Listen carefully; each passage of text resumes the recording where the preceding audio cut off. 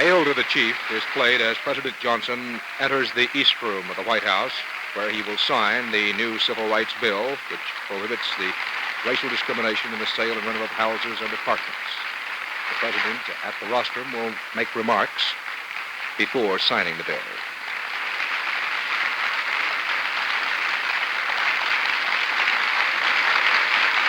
Members of the Congress, members of the Cabinet, distinguished Americans, and guests.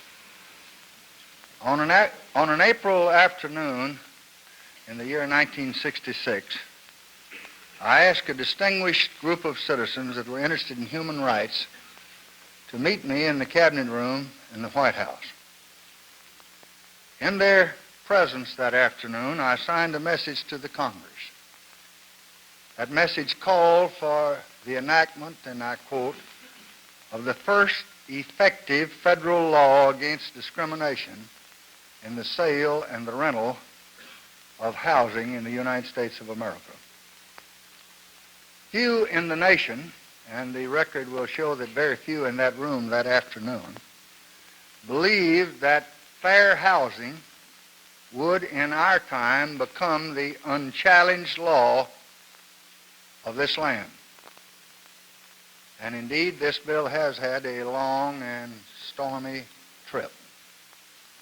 We did not get it in 1966.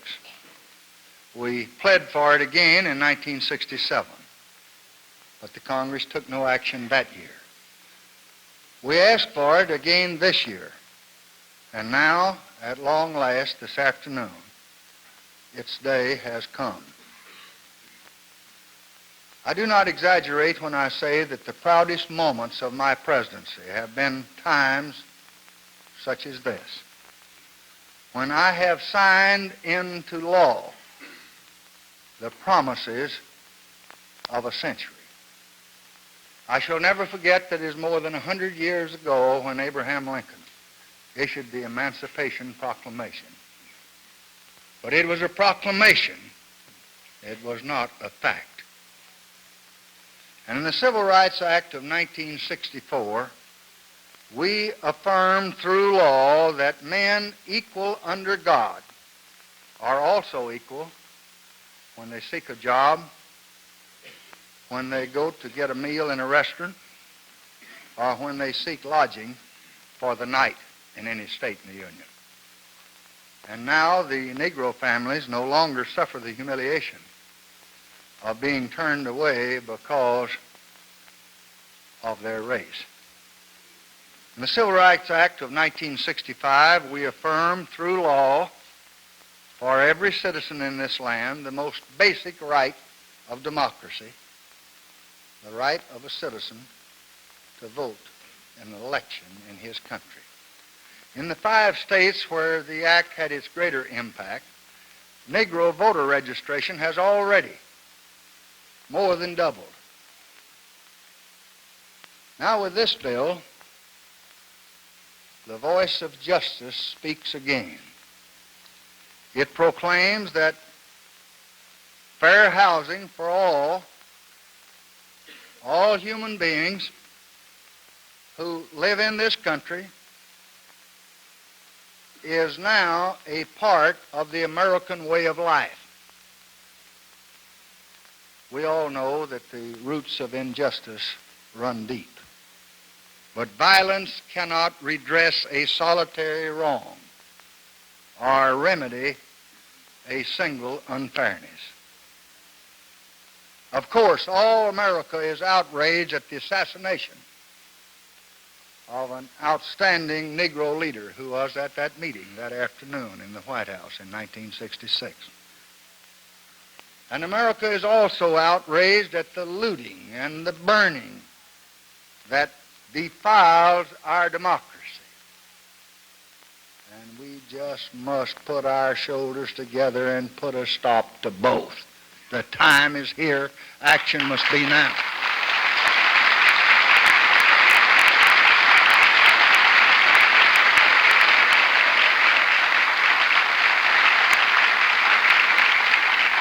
So I would appeal to my fellow Americans by saying the only real road to progress for free people is through the process of law.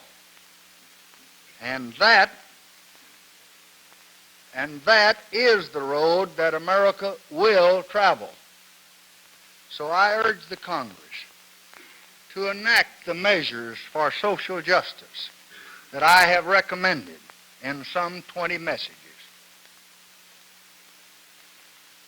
These messages went to the Congress in January and February of this year. They broke a precedent by being completed and delivered and read and printed.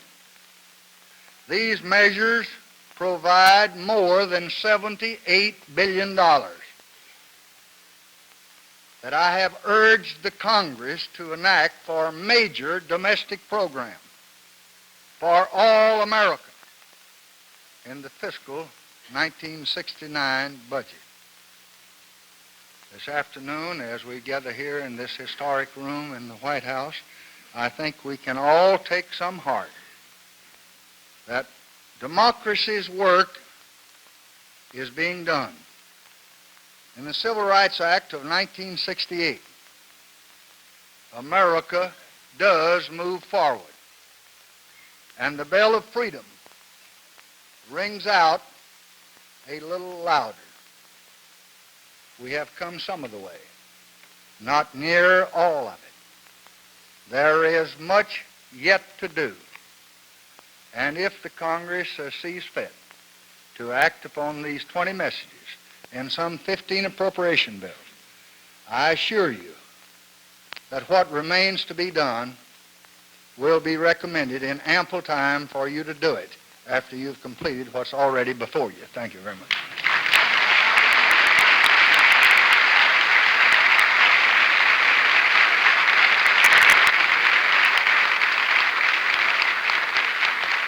The President has now seated himself in the chair just to the right of the rostrum in the East Room from which he spoke.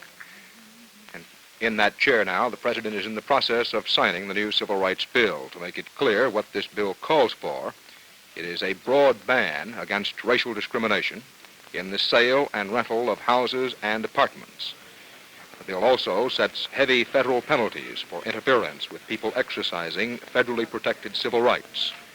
This bill also prohibits interstate travel or communications with intent to incite riots and bans transmission of weapons for use in civil disorders. This same bill also contains a special Bill of Rights to help American Indians. The President has completed signing the new Civil Rights Bill, shakes hands first with Speaker of the House McCormick, and Emanuel Seller, who is the head of the Judiciary Committee, is the second man to receive a pen. Justice Thurgood Marshall on the Supreme Court is there. Mr. Johnson taking less time to sign this bill than he does on occasion with some other bills. Now a long conversation with Thurgood Marshall. The President is handing out pens. Some of these are the actual pens used to sign the bill, but most of them are pens that are packaged and ready for this handing out. Each of the pens is in a box, and it contains a little note saying that it was used in the signing of the bill. That's Mayor Walter Washington, the mayor of Washington, D.C. Good to see you, Lloyd. Joe? All of these various personages and personalities who at some time along what the President described as the long, tortuous road to getting this bill passed had some connection with the bill. This is one of the boxes in which the pens are contained. This gentleman receiving 2 boxes of pens. There's a White House aide standing just behind the President and to his left. Mr. Johnson can reach back. He knows the exact location and grab one of the pens from that aide, shakes hands, grabs a pen, hands it to the person. This allows many people, that's Congressman Rumsfeld from Chicago just receiving a pen, House Speaker McCormick receiving his pen. Mr. Johnson looking a bit thinner than he has in recent weeks today.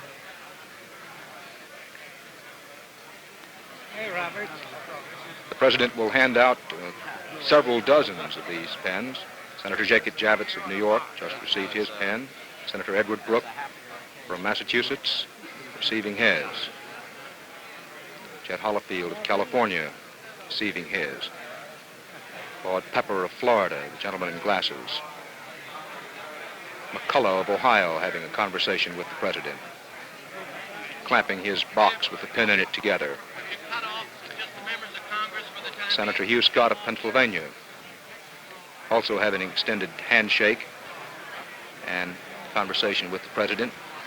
Senator Scott, of course, a former Republican national chairman.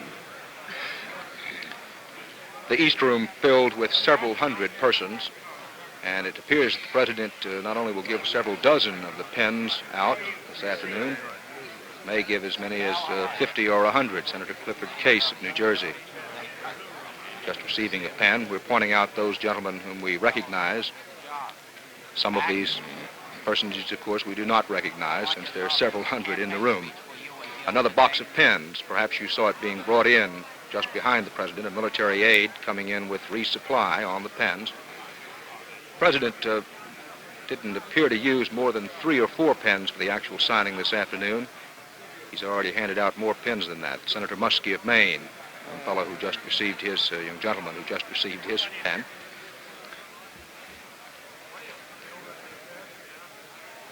Senator Tidings, Maryland. Senator Chuck Percy of Illinois following Senator Tidings.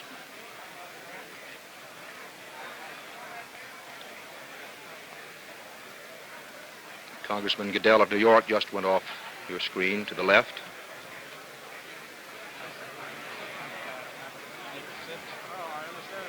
You can see the president with his left hand just reached back and got the box of pens fed to him by his aide. The wise politician who doesn't want his lips read on an occasion such as this will turn his back to the camera and say what he wants to say to the president. Mr. Johnson shaking hands with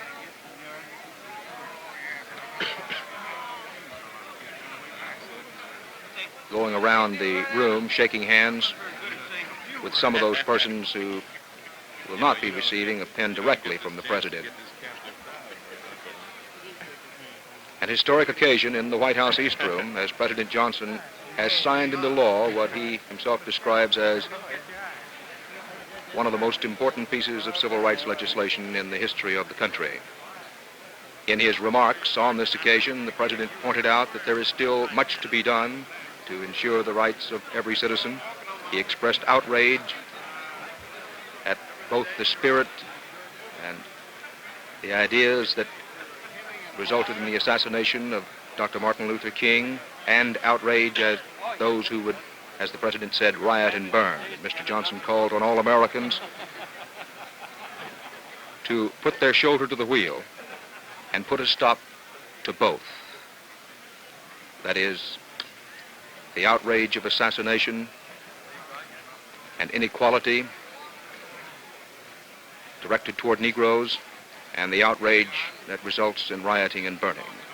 Mr. Johnson called on Congress to pass 20 bills, including appropriation bills, which he said have already been put forward to the Congress and would help make America what President Johnson says he wants this country to be.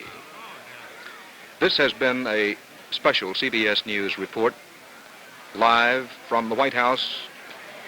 President Johnson signing into law the new Civil Rights Bill, which bans discrimination in the sale and rental of houses and apartments. Dan Rather, CBS News, Washington.